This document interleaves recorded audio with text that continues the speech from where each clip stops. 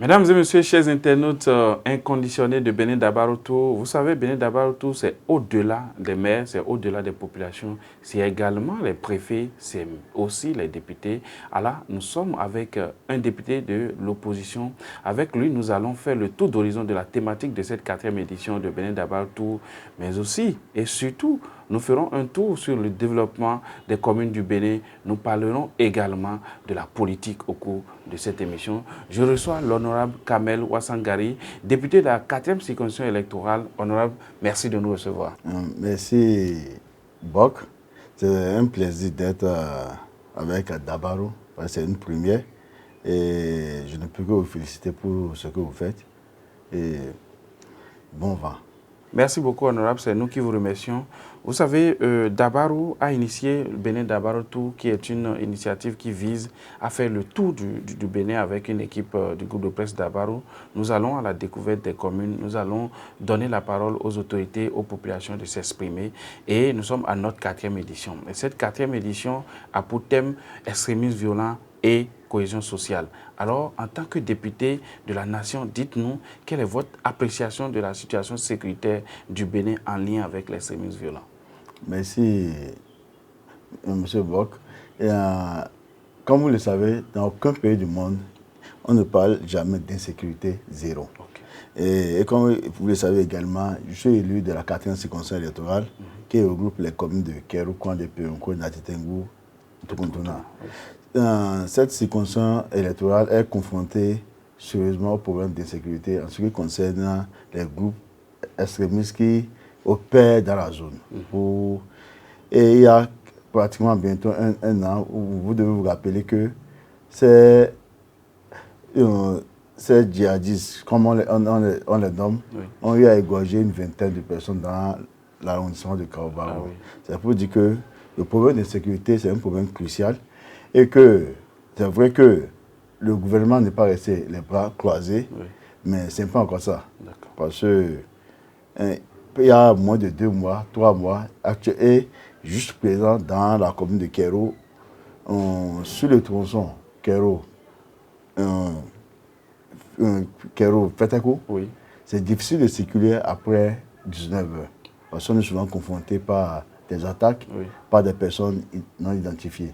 Donc ça veut dire qu'il faut féliciter le gouvernement pour ce qu'il fait, mais demander au gouvernement de faire encore plus pour que les populations puissent dormir dans la quiétude. Dans la quiétude. Alors, quand on parle d'insécurité, quand on parle d'extrémisme violent, on doit parler à côté de cohésion sociale pour les régions qui ne connaissent pas ce phénomène d'extrémisme violent. Alors, comment appréciez-vous la cohésion sociale au sein des peuples à l'intérieur du pays? Merci. Je me rends compte que au niveau, sur toute l'étendue du territoire, il y a surtout les régions qui sont loin de des zones qui sont vraiment attaquées par les groupes non identifiés, ne se rendent pas compte des difficultés des populations qui sont de l'autre côté. C'est mieux que les gens banalisent. Les gens banalisent et c'est ça qui me fait peur en tant qu'élu de la nation, parce que c'est une gangrène qui évolue à petits coups. Si ces groupes armés arrivent à finir avec ces régions, forcément ils vont évoluer. C'est pour ça qu'ensemble, il faut qu'on pose le problème. Ce n'est pas pour faire peur à la population, mais que les gens, sur toute l'étendue du territoire, se rendent compte vraiment qu'il y a un problème. Et qu'ensemble, on puisse voir quels sont les voies et moyens que nous pouvons développer pour bouter hors de nos territoires ces groupes armés non identifiés qui sèment la terreur au sein de nos populations. Alors, en tant que député, vous êtes représentant du peuple.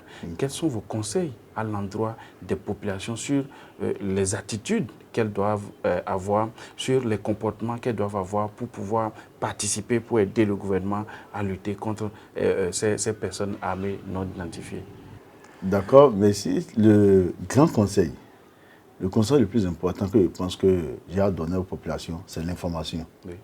Si la population arrive à informer les forces de sécurité de l'ordre qui peuvent en ce moment agir promptement, je pense que nous pouvons quand même régler en une grande proportion ce problème. C'est vrai qu'au niveau du Parlement, pendant les travaux budgétaires, nous avons quand même donné des ressources conséquentes au ministère de l'Intérieur, au ministère de la Défense. On a lutté pour ça, pour que le budget alloué au ministère de la Défense soit augmenté, pour quand même prendre en charge correctement les forces de défense qui mettent leur vie en péril pour sauver les populations. Et également, mettre ces forces de défense dans de meilleures conditions pour pouvoir quand même contribuer à la stabilité de nos régions. Mais je le dis, je le répète, seule l'information. Parce que si des personnes étrangères viennent rester avec nous et qu'on n'informe pas le délégué d'avoir commencé, ensuite que ce délégué qui a eu l'information aille informer les forces de sécurité, il serait difficile de pouvoir éradiquer ce problème. Parce que vous devez savoir, ce ne sont pas d'extrémistes violents, c'est la plupart des personnes qu'on arrête, c'est nos propres frères.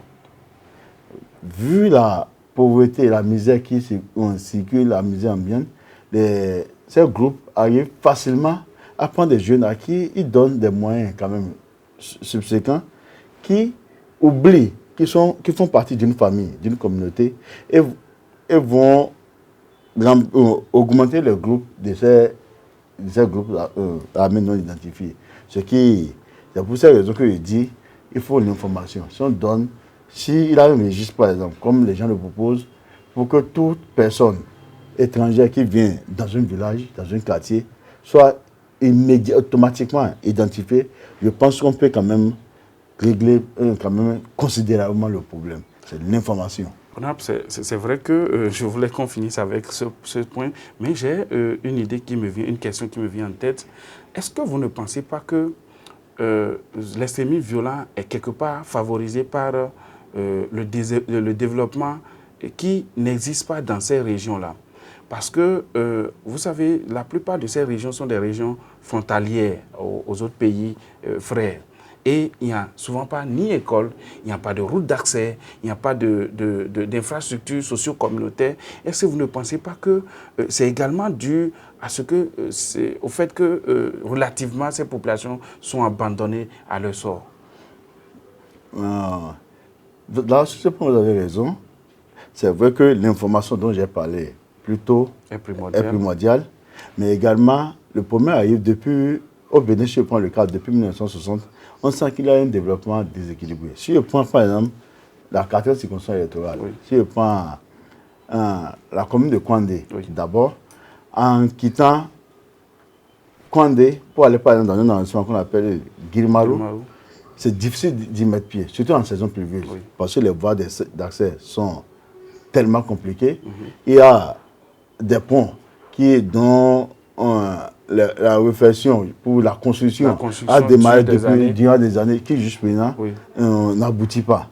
Il faut que ce sont des zones qui sont productrices des produits vivriers du coton, que le Bénin exporte quand même pour faire augmenter notre PIB. Donc c'est vrai que ces personnes, ces populations, je veux dire, se sentent peut-être abandonnées. Et dernièrement, il y a le problème de soja où les jeunes produisent et les femmes produisent abondamment, mais qui depuis 2 ans souffrent, dont la commercialisation souffre. Et sinon les gens se retrouvent en main à la fin de la campagne avec le soja qui n'arrive pas à vendre. Donc c'est que la petite économie ne fonctionne plus à la base. Et j'avais parlé de la misère, de la pauvreté, ce qui accentue la misère et la pauvreté. Donc, ce qui fait une porte ouverte, un terreau pour quand même permettre à ces groupes de recruter le personnel qui remplit ces groupes pour attaquer parfois les mêmes populations. Alors, donc, une solution serait... d'abord, que le gouvernement, qu'il ait assez de projets socio-communautaires aussi, et quand même écouter beaucoup, que le gouvernement mette en place des structures qui écoutent quand même les populations, pour essayer quand même, c'est vrai que les ressources du pays sont toujours limitées, mais de voir quand même de développer surtout ces régions frontalières. D'autres pays mettent toutes les infrastructures au niveau de leurs frontières. Ça permet d'abord non seulement de la sécurisation de ces zones, mais aussi de conserver, de sauvegarder nos frontières. Là, on est sûr que les pays limitent nos territoires. Il y a la possibilité de royer nos territoires. Donc, c'est demander au gouvernement quand même de tout faire pour qu'il y ait assez de projets sociaux économiques, socio-éducatifs au niveau de ces zones, pour que les populations vivantes dans ces zones se disent oui, nous sommes aussi béninois. Merci beaucoup, honorable. Et cela nous permet d'aborder le deuxième point de cet entretien. Nous allons parler du développement du Bénin. Alors, depuis 2016, comment appréciez-vous la gestion du Bénin en termes de développement? Est-ce que le Bénin avance, honorable? Moi, étant originaire de la zone de la 4e circonscription électorale,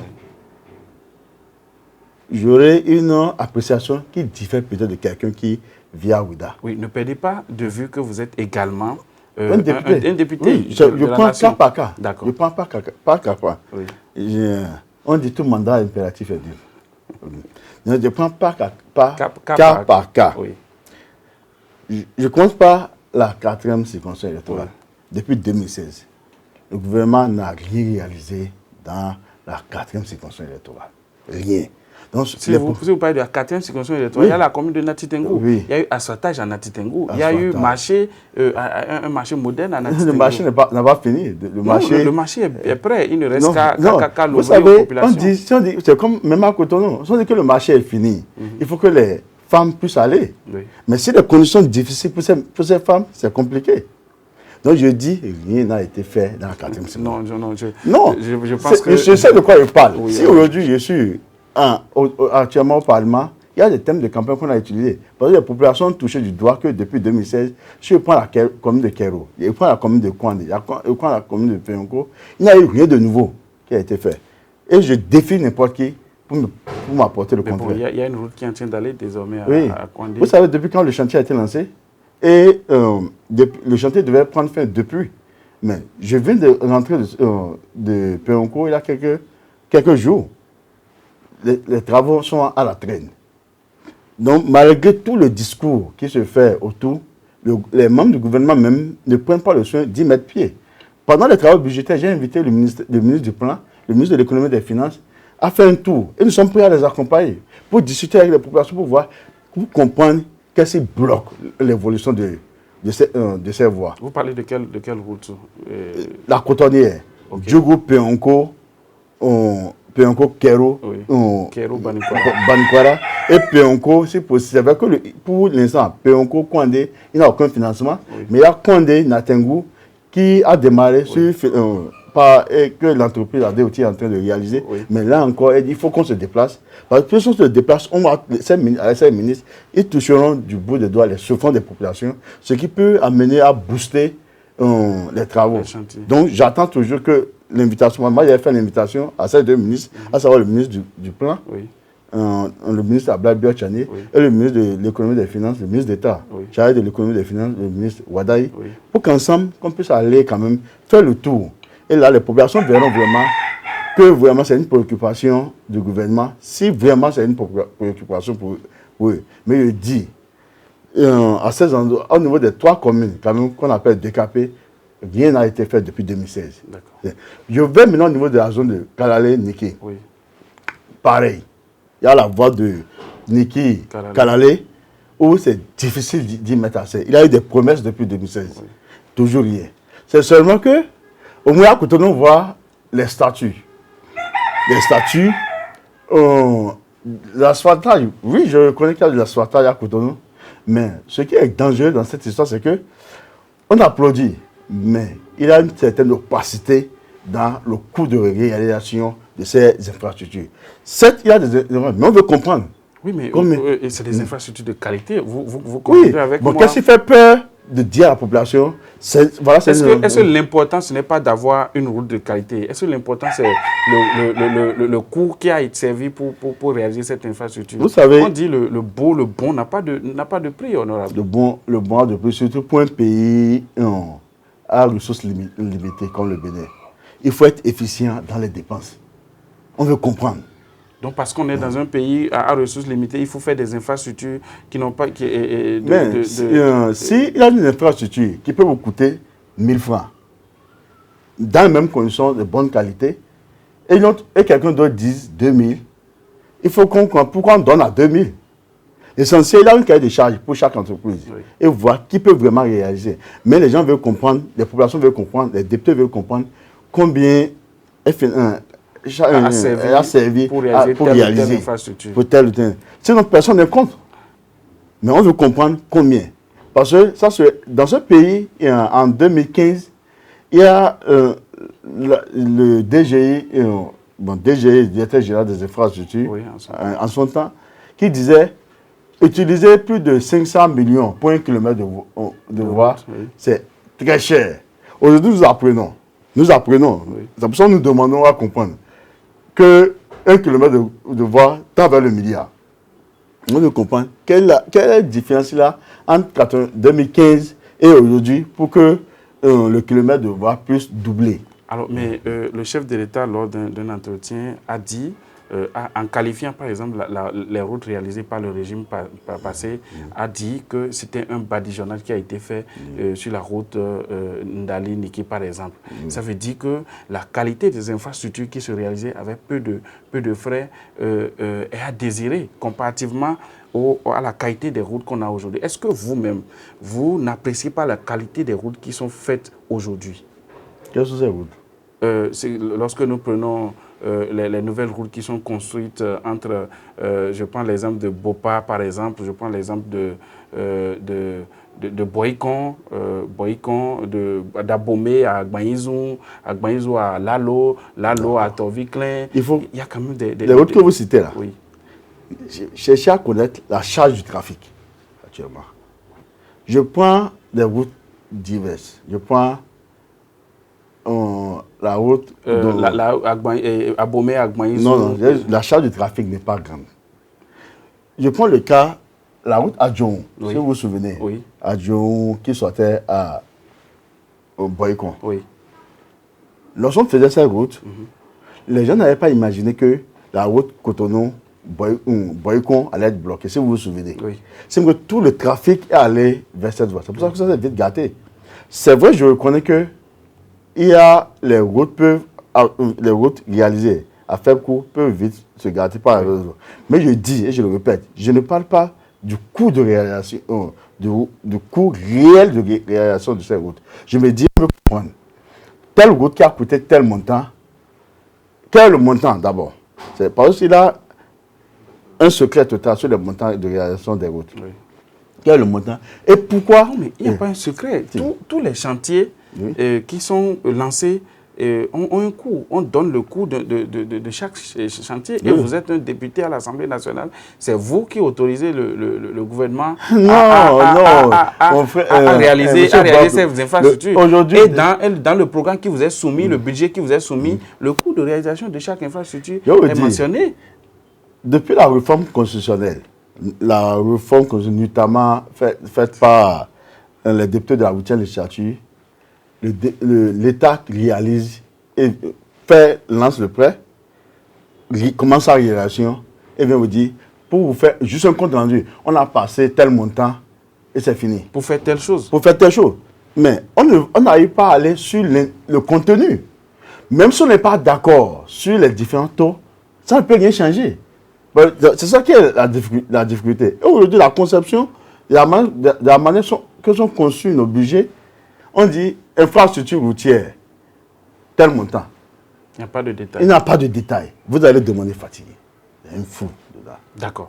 Nous allons avancer. Nous allons avancer sur cet entretien et maintenant nous allons aller côté politique. Nous allons parler politique. Je sais que vous attendez impatiemment cet instant. Alors, dites-nous, quelle est votre analyse de la situation politique du Bénin depuis 2016? Merci. Depuis 2016, le Bénin vit une situation politique la plus chaotique de son histoire. Je dis bien, la plus chaotique de son histoire. Nous avons connu le régime de 112 à 90, le régime PRPB, qui est le coup où les gens criaient. Mais ce que nous vivons aujourd'hui est pire que ce que nos parents ont vécu pendant le régime du PRPB. Et parce que ici, ça s'est accentué avec des élections qui se sont suivies, des élections exclusives, qui ne permettent pas à tous les fils de ce pays de porter leur choix sur un candidat voulu. Donc nous avons le régime actuel, la situation politique de ce pays fait partie des situations les plus humiliantes que j'aurais dit et catastrophiques depuis 2016. Vous parlez d'organisation d'élections exclusives, mais là vous êtes député à l'Assemblée nationale et vous appartenez à un parti de l'opposition. Si les élections étaient aussi exclusives, est-ce que vous seriez aujourd'hui député? Merci. C'est un long parcours. Je commence d'abord par les premières élections organisées par le régime en 2019. Oui. Où, à 3 semaines des élections, la Cour constitutionnelle, qui était dirigée par l'ancien avocat du président de la République, sort une notion de certificat de conformité qui n'existe ni dans la Constitution ni dans le Code électoral. Et c'est le ministre de l'Intérieur qui était membre d'une partie qui allait également aux élections, qui devait délivrer ce certificat. Donc, ce qui est arrivé devait arriver. Tous les partis de l'opposition n'ont pas pu avoir le certificat de conformité. C'est comme dit. Si vous dites tous les partis de l'opposition, ce n'est pas le cas parce que des partis de l'opposition ont participé à ces élections. Il parle de 2019. Notamment les FCBE en 2019. Non, en 2019, tous les partis, en ce temps, on était du parti FCBE. Aucun parti n'avait pu passer. Il n'y avait que les 2 partis soutenant les actions de chef de l'État, à savoir l'UP en ce moment et le BR. Ce qui nous a amené à avoir un parlement monocolore constitué en 2019, qui est aujourd'hui source de tous les problèmes que vivent les populations béninoises. Maintenant, en 2020, il y a les élections communales. C'est des élections qui sont douloureuses, qui, si on y pense, fait toujours mal. Parce que après que le Parlement soit monocolore, il y a une révision de la Constitution, comme je l'avais dit plus tôt. Il y a eu un code électoral qui a essayé d'exclure quand même une partie des populations. En parlant d'exclusion en ce moment, en 2020, pour les 2020, oui. C'est ce qui s'est passé par exemple à Porte-Novo et à Sémé, comme dans d'autres communes, où un parti, où les populations ont voté pour ce parti, n'a pas pu diriger la mairie parce qu'il y a un système de... avant de compter les voix, il faut avoir 10% au niveau national pour des élections locales. Là, vous voyez, à Porte-Novo, le PRD est venu largement en tête, oui. A battu dans tous les arrondissements, oui. Mais le maire qui est là n'est pas PRD. Parce que le parti n'a pas pu avoir des 10% au niveau national. Or, on parle ici des élections locales. En 2021, il y a le système de parrainage qui est apparu. Oui. Et ce parrainage est délivré par les députés élus en 2019, constitué de 83 députés qui soutiennent les actions du pouvoir. Oui. Et en 2020, maintenant, les maires. Oui. Et on sait que lors de l'installation de ces maires, il y a eu des lois interprétatives qui ont été votées au cours du processus pour que les partis politiques puissent désigner les maires. Oui. Au lieu de permettre aux élus, au lieu de laisser que les conseillers élus élisent directement le maire, comme ça se faisait. Donc tout a été mis en place pour que le parrainage soit contrôlé. C'est ce qui s'est passé en 2021 où il y a eu aucun de ces partis n'a pu avoir un candidat en leur sein. Le FCB avait eu des candidats. Il parle le parti soutenant les actions. Ok. N'avait pas pu, les grands partis qui avaient le nombre, chacun de ces partis avait le nombre de parrainages qu'il fallait, oui. Mais aucun de ces partis n'a pu désigner un candidat. Ils ont dû soutenir une candidature extérieure. Pourquoi vous parlez de candidature extérieure? Vous-même, vous avez dit que les 2 partis soutiennent le chef de l'État. Oui, mais il n'est pas membre de ce parti. S'il a été candidat, qu'est-ce qui vous prouve qu'il n'est pas membre du parti Bloc républicain Il a toujours dit, ça a toujours été dit, ensemble, ils ont soutenu une candidature extérieure. Maintenant, le parti FCBE n'avait que, si j'ai encore bellement, 6 maires. Donc, n'avait pas le nom de parrainage qu'il fallait. Et c'est encore ces partis qui ont dû accompagner FCBE. On sait dans quelles conditions. Parce qu'il fallait avoir des adversaires qu'on pouvait facilement gagner. Et les potentiels candidats... Ça, c'est vous qui le dites. Oui. Et la preuve, on a confirmé qu'on n'était pas en 2021, qu'on n'allait pas aux élections pour faire de la figuration. La preuve, en 2023... Lorsqu'on a eu juste une toute petite ouverture, pourquoi vous parlez d'ouverture? Oui, parce que vous vous souvenez dans quelles conditions nous sommes allés aux élections en 2023. Dites-nous. Ça n'a pas été facile. On était à jour. Tous nos potentiels candidats, je dis bien tous nos potentiels candidats, ont été exclus par le quitus fiscal.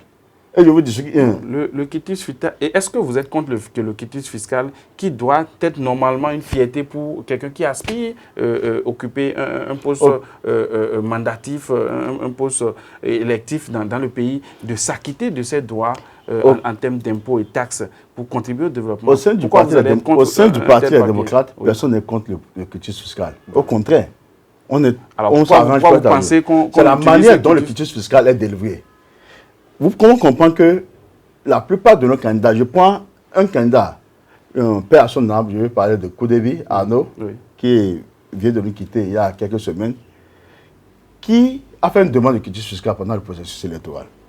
Il fait la demande de quitus fiscal, on lui fait une observation. La loi dit qu'après chaque demande, que la Direction générale des impôts peut faire une seule observation. Et que si le contribuable paye, en 112 ans, on lui délivre son quitus. On lui fait une première observation, il va et il règle. Il s'attendait à avoir son quitus. On lui fait une seconde observation, ce qui est déjà contraire à la loi. Maintenant, dans cette observation, on dit qu'il doit un montant de plus de 1 million. Comme le parti voulait aller aux élections, le parti l'a accompagné et les 1 million et quelques ont été payés. Donc, naturellement, on s'entendait en ce moment. Mais jusqu'à sa mort, la Direction générale des impôts ne l'a jamais délivré son quitus. Donc, c'est ça, cas de figure. D'abord, dit, c'est parce que c'est l'administration maintenant qui cherche à choisir les potentiels candidats pour le peuple. C'est pour ça que je dis que c'est l'exclusion. Mais vous avez réussi à tirer votre épingle du jeu. Mieux. On a dû saisir à un moment donné la Cour constitutionnelle, bien que la DG ait reconnu à la Cour constitutionnelle qu'elle n'a pas pu satisfaire à la délivrance de tous les quitus soumis par les contribuables à son niveau. La Cour, au lieu de faire injonction à la DG de délivrer aux contribuables qui ont fait les demandes dans le temps et qui sont à jour, la Cour a juste demandé au parti de prendre en compte une seconde liste qui avait été déposée où ne figuraient plus ces potentiels candidats que le parti avait voulu présenter pour affronter les partis au pouvoir. Et c'est en ça que je parle de l'exclusion. L'exclusion, ce n'est pas empêcher totalement un parti d'y prendre part en mettant en certaines conditions. C'est aussi d'empêcher individuellement des candidats à y prendre part. Et c'est pour ça que je dis que depuis 2016, nous vivons de plus en plus à l'exclusion. Maintenant, pour 2026 qui vient, on sent que l'exclusion va encore se renforcer et de plus belle. Alors, avant d'arriver à 2026, j'aimerais qu'on parle de la révision de la Constitution. Vous avez fait un bloc solide, vous, les députés de l'opposition, pour dire non à la révision de la Constitution. Dites-nous, pourquoi avez-vous refusé cette révision qui pourtant n'était pas de nature à mettre en cause les fondamentaux de la Constitution que sont le nombre de mandats, l'âge et tout cela? Nous avons pu faire... Non, je voulais faire une correction. C'est parce qu'au niveau on a fait un bloc au sein des 28 députés de l'opposition. Comme vous avez dû le constater, il y a eu 35 députés qui ont voté contre. Donc ce n'est pas un bloc. les députés ont compris, un certain nombre de députés ont compris que c'est bon dans sa vie d'avoir le respect de la parole donnée. Nous ne pouvons pas... Nous avons pu rencontrer le chef d'État, qui a rencontré tous les groupes parlementaires, mais qui nous a dit qu'il n'est pas demandeur d'une quelconque révision. Nous avons, mais 2-3 jours après, nous voyons le président d'un groupe parlementaire qui soutient les actions du chef d'État introduire une demande de révision de la Constitution. Mais nous sommes souvenus que lors de la prise de fonction du chef d'État, le 6 avril 2016, il faisait comprendre qu'il fera de son mandat unique une exigence morale. Mais il a fait son deuxième mandat. Mieux, le 1er août 2016, à la veille d'une autre révision, de la première révision qui n'avait pas marché la Constitution, le chef d'État a dit, même si cette révision ne marchait pas, qu'il fera un mandat pour prouver qu'en 5 ans, on peut faire le job. En 2021, là, le chef d'État a été candidat. Donc on dit, s'il n'a pas 102, de la même année, il n'y a pas 203. Donc vous craignez... Non, quel soit Alpha, nous avons dit que ce n'était pas le moment. Et l'opinion publique nationale ne voulait pas qu'on tourne de cette révision. Parce qu'il y a un processus, bien qu'on a crié haut et fort en 2019 qu'il ne doit pas avoir révision, il y a un processus qui a été lancé en 2019. Qu'on aille aux premières élections générales de 2026 avec le processus qui est lancé. On ne peut pas à chaque instant qu'il y a un petit blocage aller changer les tests. Encore que le document, le contenu de la révision de mon collègue Hassan Sebou n'avait pas ce sens. On ne pouvait pas dire qu'il faut changer lors des élections pour permettre à un chef d'État d'avoir sa majorité. De sorte que si on accepte cela, c'est qu'on amène un chef d'État chaque fois à son premier mandat à exclure les députés qui ne le soutiennent pas. D'accord. Maintenant, vous avez fait opposition à cette révision de la Constitution, oui. Et puis la révision du code électoral a été introduite, et là encore, vous criez. Est-ce que vous ne vous êtes pas rendu compte que vous êtes tombé dans un piège? Non. Ce qui était plus important pour nous, c'est de dire non à la révision de la Constitution. Et je peux vous le garantir. Est-ce qu'aujourd'hui, avec le nouveau code qui est révisé, sans vous, est-ce que vous ne pensez pas que c'était mieux de réviser la Constitution que la révision de la Constitution est la pire situation qui aurait pu arriver au peuple béninois. Ce que vous vous souvenez, en Côte d'Ivoire, lors de la révision, on a eu les cas de figure avant 2020, où l'équipe du président Ouattara disait que la révision n'amenait pas à une nouvelle république. Mais à la veille, après le décès de ces deux potentiels candidats, ils sont revenus. Ils sont revenus sur leur position pour dire que c'est une nouvelle république. Nous savons que cela a permis au président Ouattara de faire son troisième mandat et peut-être bientôt un quatrième mandat. Nous savons que les chefs d'État, vers la fin de leur mandat, sûrement, je ne sais pas si quelle peur les anime. Mais il dit, nous ne pouvons pas ouvrir la boîte de Pandore. On préfère fermer. Si c'est au début d'une mandature, oui, et que la révision est faite, comme le juriste Abraham Zizoro le disait, oui, et le Diogweno, oui, qu'une révision doit se discuter dans les universités, oui, dans les couvents, oui, dans toutes les langues. Que c'est la Constitution qui réunit le Bariba, le Fon, le Dindi, l'Otamari, le Goum. Donc ça veut dire qu'on doit faire le débat un peu partout. Oui. Mais si le débat n'est pas fait dans ces conditions, nous ne pouvons jamais accepter une révision. Il faut que tout le peuple béninois soit unanime, soit informé de ce qu'on veut faire. On ne peut pas se lever à 23, à 2 heures du matin pour qu'on réveille les gens remarquent que la loi fondamentale. Honorable, je reviens. Vous avez refusé la révision de la Constitution, oui, et le code électoral a été révisé. Oui. Quelle est votre lecture de ce nouveau code? Le code est encore plus chrysogène. Et contraire à la Constitution, ça je le dis, je le répète. C'est chrysogène et on sent que le code a été rédigé dans la précipitation. Et il y a un code qui a été rédigé pour que la mouvance essayant de resserrer ses rangs. Oui. Parce qu'ils savent que la manière dont le pays est conduit ne peut pas amener un bon développement. Et j'en pense déjà au futur, après 2026, pour qu'un chef d'État puisse venir réunir les fils, pour que tous les fils du nord au sud, de l'est à l'ouest, on puisse travailler ensemble pour le développement. Ce n'est pas le cas maintenant? Ce n'est pas le cas maintenant. Parce qu'aujourd'hui, pas de voix discordante. Donc, c'est pour ça que les gens se sont réunis. Pas de voix discordante. Difficile. Sinon, on t'applique le code du numérique et c'est facile. Les gens ont peur de s'exprimer, ce qui n'était pas le cas. On a vu les mercredis rouges, où tous les mercredis, les gens marchaient. Aujourd'hui, c'est plus possible. Revenons au code électoral actuel. Est-ce que vous avez fait un recours, oui, et que vous avez introduit à la Cour constitutionnelle, oui, que vous reprochez-vous à ce nouveau code? Pratiquement tous les articles qui ont été modifiés sont contraires à la Constitution. Alors, honorable, de façon concrète, vous reprochez quoi à ce code électoral qui a été révisé récemment?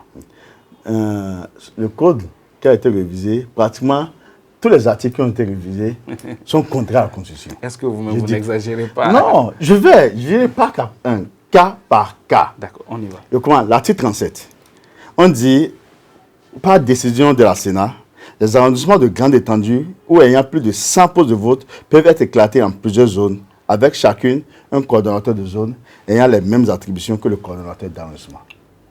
ce qui est normal. Je prends un arrondissement comme Godomé, Oui. tellement vaste où le travail est harassant. Oui. Mais nous avons demandé, il faut qu'on régule. Parce que si on prend un autre arrondissement, par exemple, qui fait 220 postes de vote, Oui. la Sénat peut créer combien de zones dans ces cas de figure? Il faut qu'on oriente la Sénat. Oui. La Sénat ne peut pas prendre à elle seule la responsabilité de décider. De décider. Parce que si c'est 220, ça fera 3 zones. Ou 3 zones. Ou bien, un peu tout avant que ça devienne 2 zones. Oui. Et c'est ce que nous avons demandé. Il faut que déjà le Parlement oriente la Sénat de comment les zones pourront être définies. Ils n'ont pas voulu. Donc, ils ont voulu laisser le champ libre. Et nous sommes. Vous voyez quoi là? En quoi ça aura une zone peut avoir les mêmes bureaux des mêmes bureaux de vote. Parce que peut-être on ne pourra pas contrôler. Parce qu'il faut même si on dit qu'on va donner le nombre de zones, mais il faut qu'on sache en ce moment. C'est de votre devoir en tant que parti de l'opposition de mettre sur pied des contrôleurs, des superviseurs. Oui, non, je dis, lors des calculs, on dit chat échaudé craint l'offrande. On sait ce qui s'est passé lors des élections de 2023. On veut que les zones soient que le code détermine en même temps comment la Sénat va définir les zones. Et en ce moment, on aura le temps déjà de savoir, de préparer quelles sont les zones. Que chaque zone, si on prend un arrondissement donné, déjà, en fonction du code, cet arrondissement peut avoir comme des zones. Parce qu'on dit, tout simplement, on dit plus de 100 postes de vote. Si c'est 120 postes de vote, la Sénat peut décider de partager en 3 zones. Parce qu'on dit tout peut être divisé en zones. On n'a pas défini. Nous demandons de définir. Donc si une loi est floue, elle est anticonstitutionnelle. Je vais maintenant au niveau de l'article 132, nouveau, qui définit les conditions de candidature. Où on dit un député ou un maire ne peut parrainer qu'un candidat membre au désir du parti l'ayant présenté pour son élection. Tout à l'heure, lorsque j'intervenais, j'avais pris le cas de la 4e circonscription où on avait rappelé que aucun mandat n'est impératif et que tout mandat impératif est nul.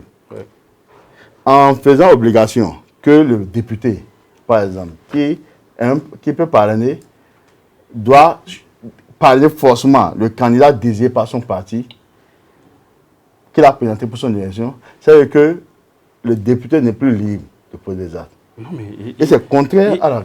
Le député est issu d'un parti politique. Vous ne pensez pas que pour l'éthique en politique, il est normal que vous soyez fidèle au parti qui vous a envoyé à l'Assemblée nationale? Non, on est tous soumis à la Constitution béninoise, qui dit qu'en son article 80, que tout mandat impératif est nul.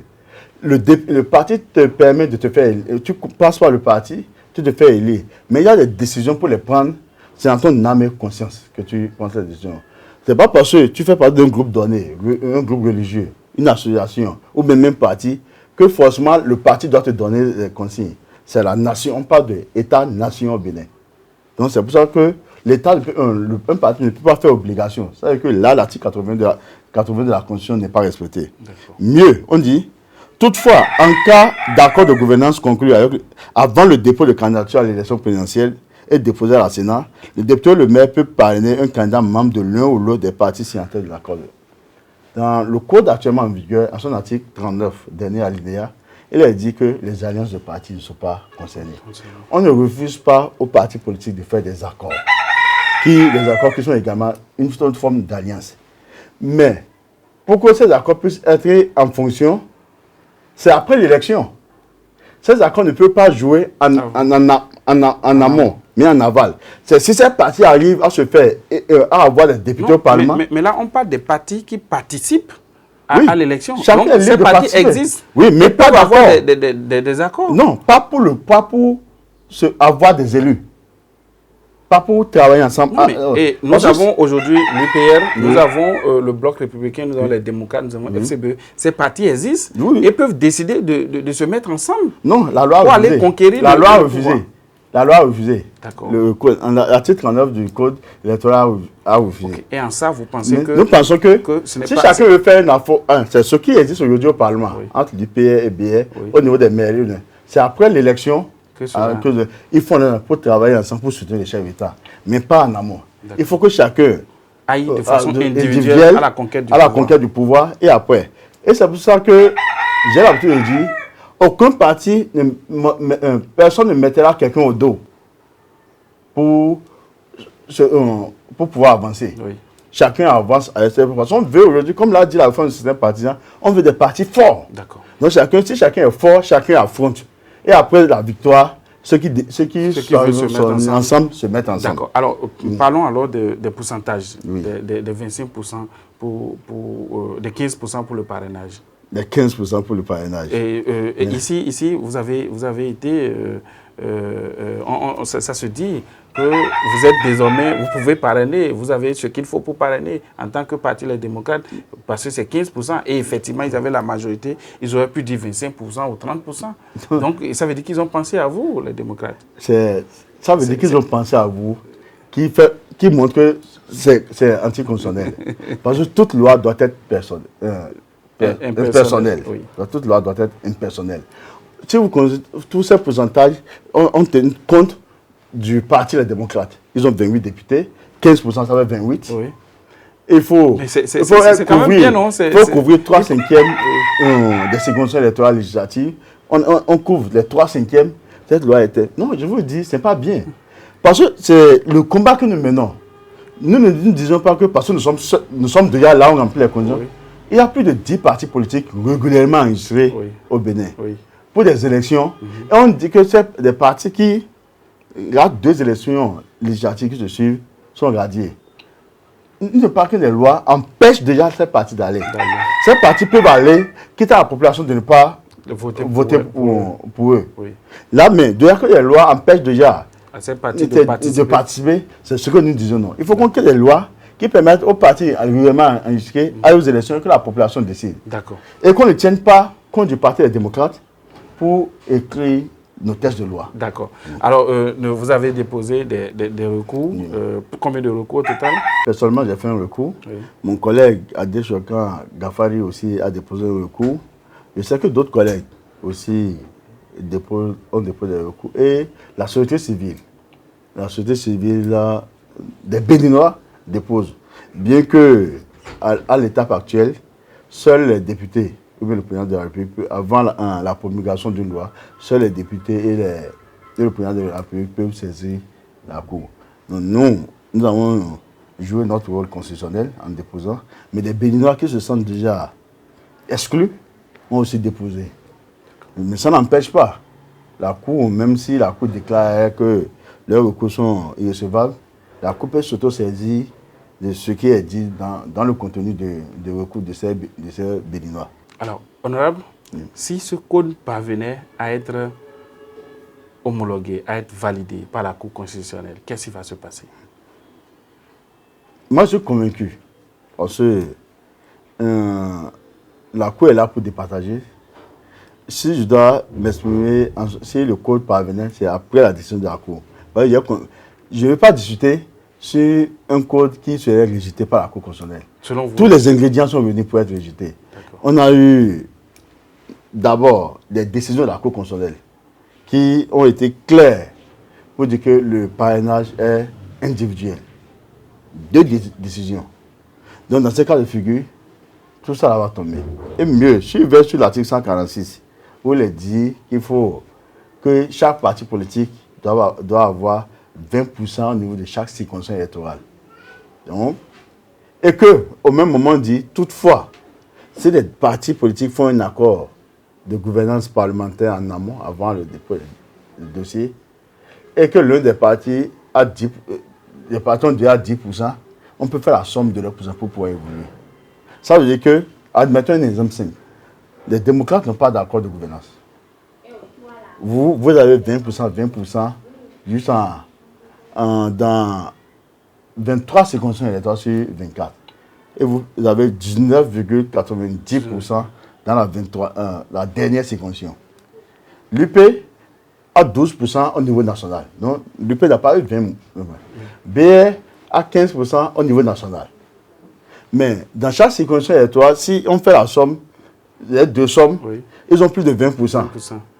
Donc là, l'UP qui a eu peut-être des partis qui ont eu moins de 20% au niveau national, chacun, parce qu'ils sont en accord, on les laisse passer. Ça veut dire qu'en ce moment que des partis qui n'ont pas 20%, comme c'était dit, Oui. auront des élus.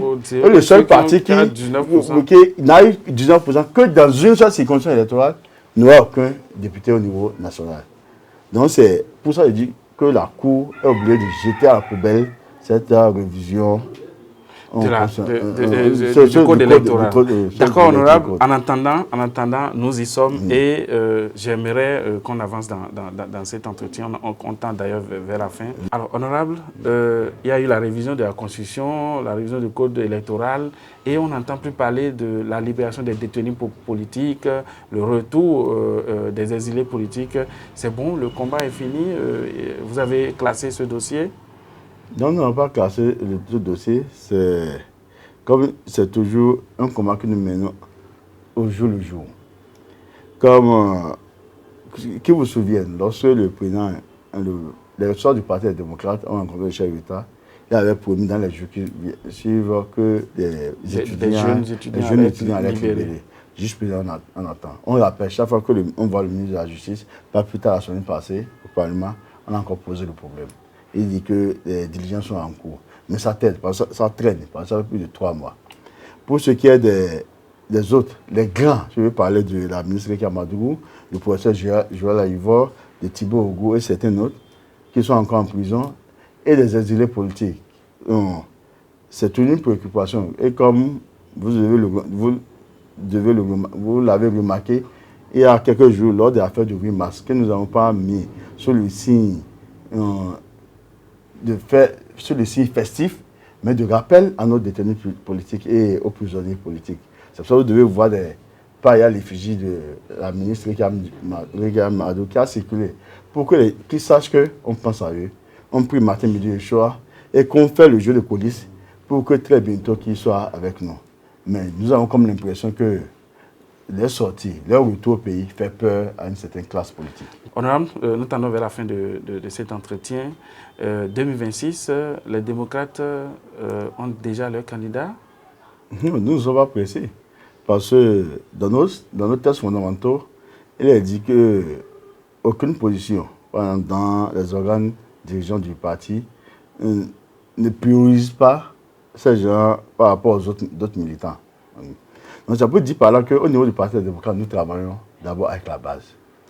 Et le moment venu, dans le respect strict de nos tests, les instances habilitées vont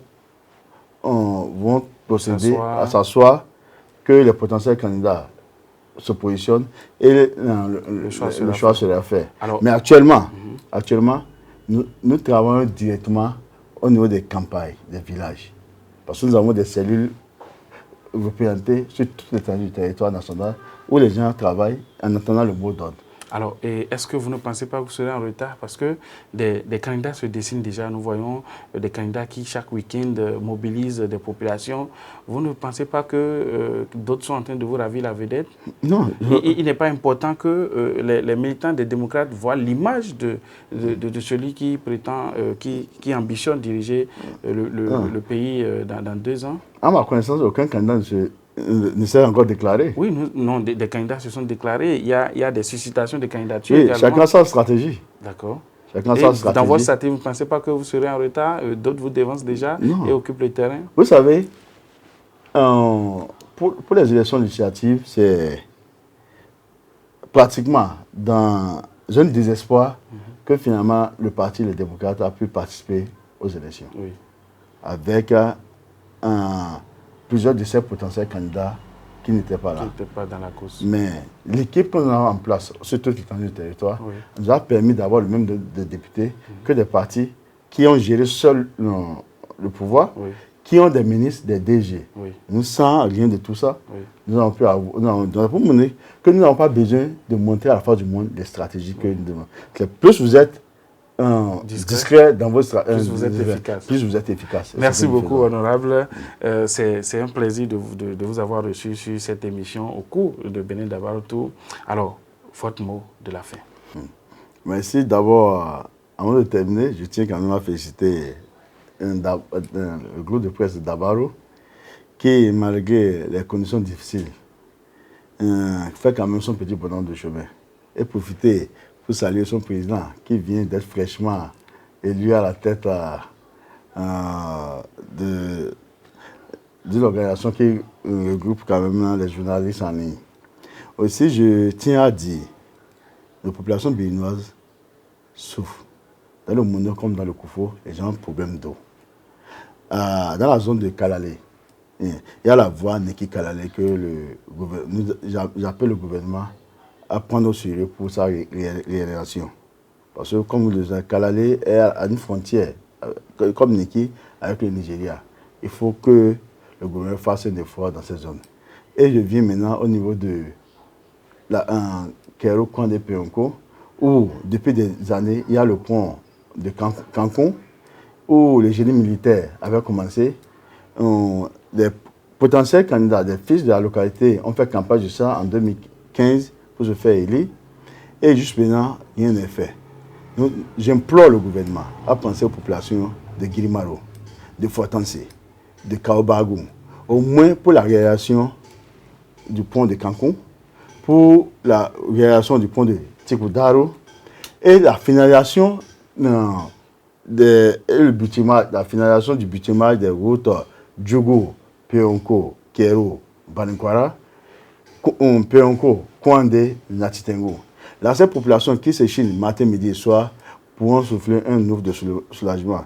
Et si le gouvernement arrive à faire cela, ça ne peut qu'être que mérité par ces populations, parce qu'ils s'investissent tous les jours pour faire augmenter le PIB du pays. Merci beaucoup, honorable. Mesdames et messieurs, chers internautes, c'est la fin de cet entretien. Nous étions avec l'honorable Kamel Ouassangari, député Les Démocrates, député du parti de l'opposition Les Démocrates. Nous avons fait le tour d'horizon du développement du Bénin. Nous avons parlé politique. Nous avons également parlé de la sécurité, de l'extrémisme violent. Vous nous avez suivis, c'est Bénin Dabaroto. À la prochaine étape. Au revoir.